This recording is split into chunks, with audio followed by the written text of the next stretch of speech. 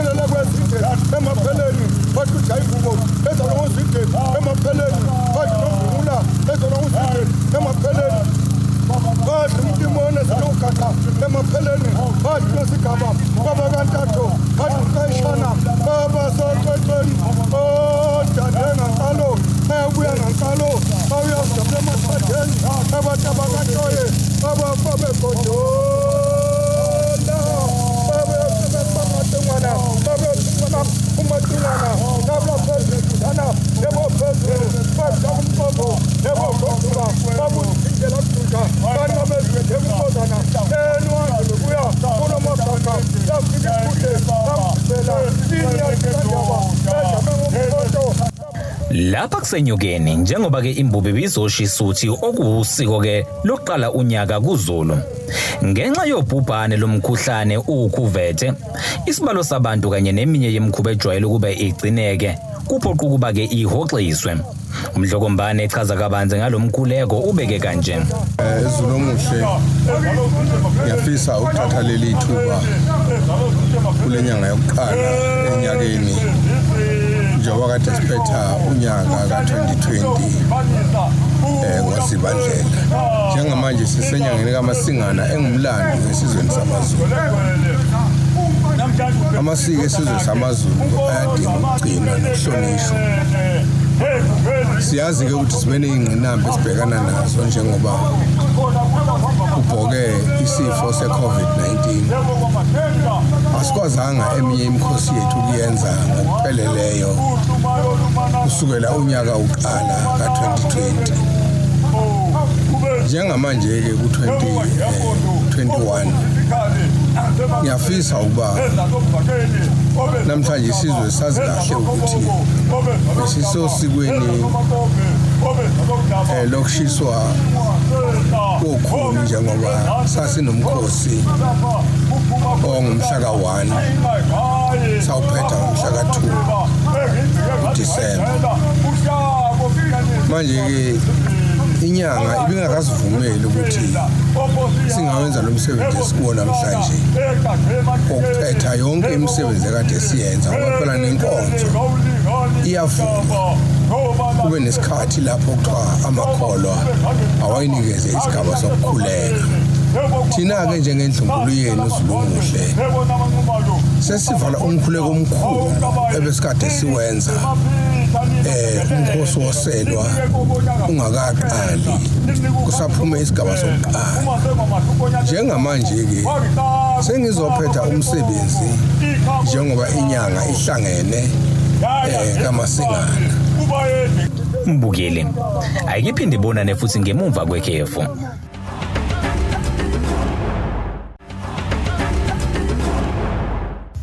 Nina bakamsimude ovele ngesiluba phakathi kwamangisi namaqadasi siyakubingelela siyakwamukela ohlelweni la namhlanje. Uma ngabe usanda kusijoyina namhlanje sesigodlweni enyokeni nokuyilapho ke imbube ibizogcina khona usiko lokushiswa kothi.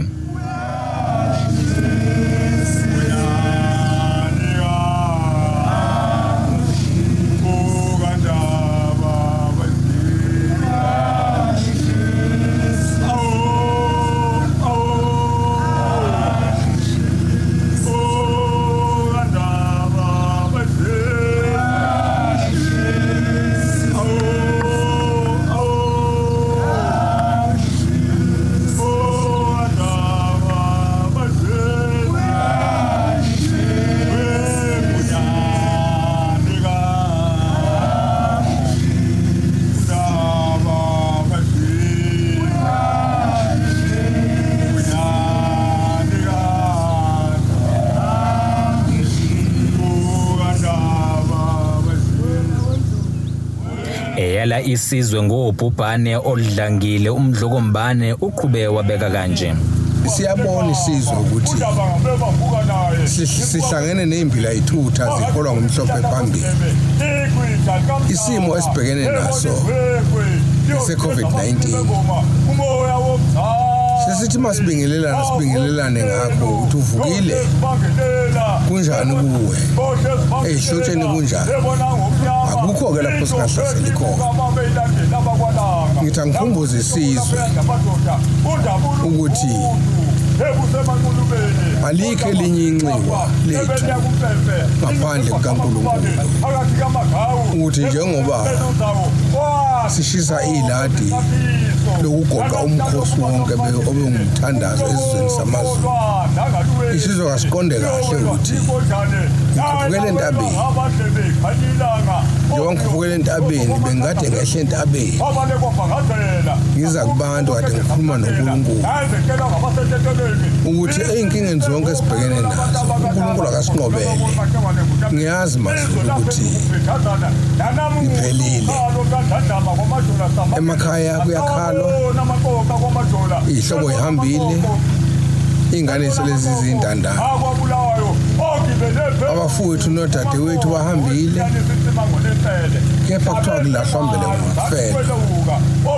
Asingaphezu ukukhuleka, asiqhubeke nokukhuleka. Sicela umusa kaNkulunkulu ukuthi akasihawukele ngoba lokhu kufa akulapha phakathi kwethu kuphela, kusezizweni zonke emhlabeni wonke.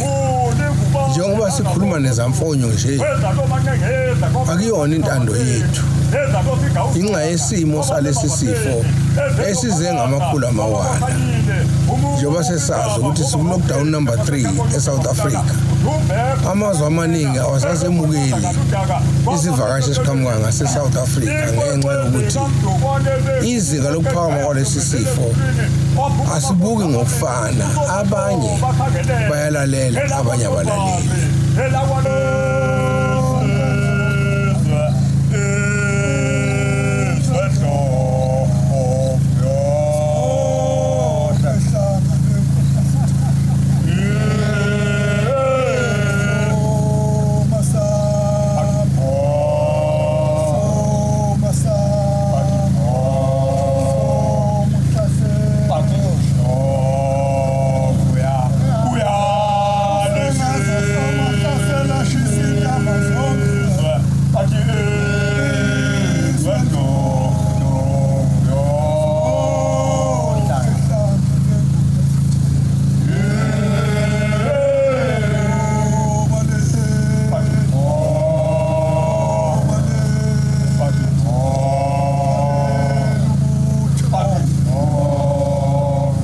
Mbukeli, asiphinde futhi sibonane ngemumva kwekhefu.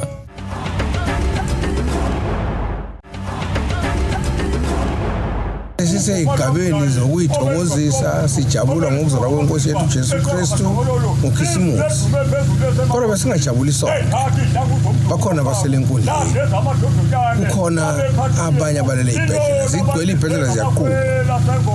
Kodwa ithina singanciphisa futhi ukugcwala kwezibhedlela ngokuthi sizame ngayo yonke indlela ukugudluka ezintweni ezichela lesi sifo.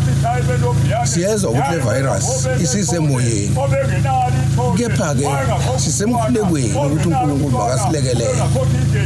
Engikucelayo nje kubantu abasha, njengoba ngicelelena ngoKhisimusi, ukuthi iy'ngane kayingabi ngomyaloza, zibuye zize kithi thina abazali, ngoba thina abazali vele kusheshe ukuthi sinamandla. Akusakhethi-ke kodwa muva nje sekuthatha nakubo abancane. Ake siyicabangele njengesizwe, sibone ukuthi akukho yena uNkulunkulu angasihawukela kuko. Mazulu amahle, asingenanga kahle kulo nyaka ka-2021 ngoba siyagulela. Asingenanga kahle kulo 21 ngoba siyafelwa, kanti bezivele singangenanga kahle ngenxa yesimo sokulahlekelwa abathandwa bethu. Siyanikhulekisa-ke nani enilekelelayo ey'bhedlela, ikakhulukazi nenamanesi nodokotela. Sikhulekela namaphoyisa abesukume eme ngey'nyawo yonke imikhakha nakuyo yonke imigwaqo nasemadolobheni amancane namakhulu, bezama ukulungisa isimo ukuthi isimo abantu ababuyele emakhaya ngekhathi ethize. Siyazi ukuthi nalo mthetho wekhefu usizile ngenye indlela, kodwa ngiyambonga uNkulunkulu ngoba ey'ndaweni ey'ningi uNkulunkulu wabaqoqa abantu ngemvula wabaphose endlini ababesaphuma. Asizameke ukuthi lokhu uNkulunkulu abesenzele khona nathi sikugcine. Nginifisela-ke amazulu amahle ukungena kahle enyakeni omusha.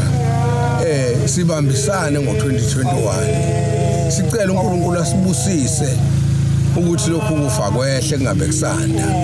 Ngakho siyabonga ukuthi namhlanje-ke sesiwuphethile umsebenzi ebesiwenza, kungumkhuleko lokhu akade siwenza. Sicela umusa ukuthi wande phakathi kwesizwe sethu. Sizwile ukuthi kube nokuhlaselana okukhulu kokudubulana ey'ndaweni ey'thize nasematekisini, kade ngakhuza yonke imkhakha kusukela emindenini, emabandleni, kuzofika nakuma-politicians. Ngaze ngabathinta nosomatekisi, ngathi omakhelwane bahlalisane kahle. Ngiyamanga ngathi kube khona abantu abangondlebe kazizwa. uNkulunkulu uzobalungisa laba abangezwa amakhuluma abantu abadala. Nginifisela-ke unyaka omusha, unyaka omuhle, ka-2021 sesingene kuwo uNkulunkulu asibusise izwe lakithi libe nokuthula nabaphethe umbuso abasibambise ngendlela eyiyo nathi sizobambisa umbuso uma nawo uyokwazi ukusilalela siyabonga. Mbukeli nawo-ke umyalezo ovela esizweni samaShayina obheke esifundazweni saKwaZulu. My dear friends in KwaZulu-Natal, I'm Fei Mingxing, Chinese Consul General in Durban. Today is a New Year Day of 2021. On this very day of significance, I cannot help thinking of you, my friends, brothers and sisters. Should there be no pandemic, we will be gathering for the celebration. Taking this cloud gathering opportunity, I would like to wish you and your family good health, safety, and happiness. I also wish to extend my greetings to the people of KwaZulu-Natal province. Thank you for all your support to China and the Chinese people in our combat of the virus.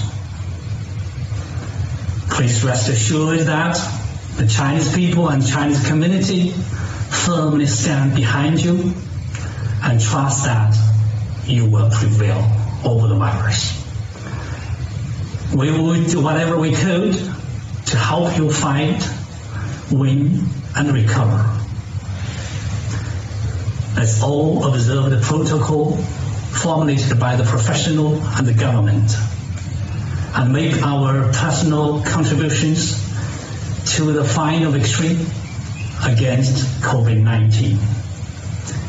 Happy New Year to you all.